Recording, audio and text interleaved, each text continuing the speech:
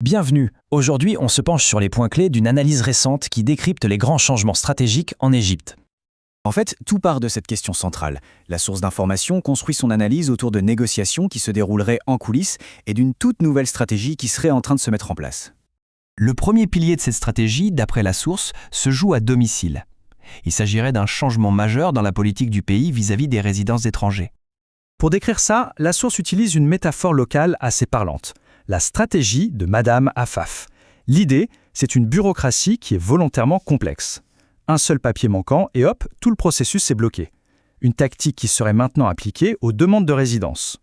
Et concrètement, ça se traduit par un chiffre. Selon la source, il s'agirait des nouveaux frais annuels que les résidents, par exemple les Syriens, devraient payer pour pouvoir régulariser leur situation. Ce nouveau processus, il se déroule en plusieurs étapes. C'est un véritable parcours de légalisation avec des exigences financières assez importantes, comme on vient de le voir. Et c'est là que ça devient particulièrement intéressant. La source met en lumière un écart qui serait considérable. D'un côté, les chiffres officiels parlent de 3 à 5 millions de résidents étrangers. De l'autre, la source affirme que sur le terrain, on serait plutôt entre 14 et 16 millions. Passons maintenant au deuxième grand volet de cette stratégie. Il s'agit d'une transformation présumée des capacités de l'industrie militaire égyptienne. Pour illustrer ce changement, la source mentionne cette citation. Elle est censée résumer le passage d'une armée qui était plutôt tournée vers la production civile à une armée qui deviendrait une véritable puissance industrielle, capable de fabriquer ses propres armements. Et pour donner une idée de l'ampleur, un chiffre. Lors du récent salon de l'armement EDEX, la source rapporte que 82 produits militaires égyptiens ont été présentés. Parmi eux, 18 systèmes seraient entièrement nouveaux. D'après ce qui est rapporté, l'Égypte ne ferait pas cavalier seule. Au contraire, elle s'appuierait sur un large éventail de partenariats internationaux pour bâtir sa base industrielle, en allant chercher des technologies un peu partout dans le monde.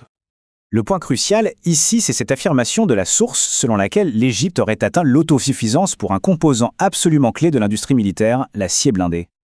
Logiquement, tous ces changements en interne et sur le plan industriel auraient des répercussions à l'extérieur. Ce qui nous amène à la politique étrangère, qui serait devenue bien plus ferme. Ce tableau, il résume bien l'impasse présumée dans les négociations.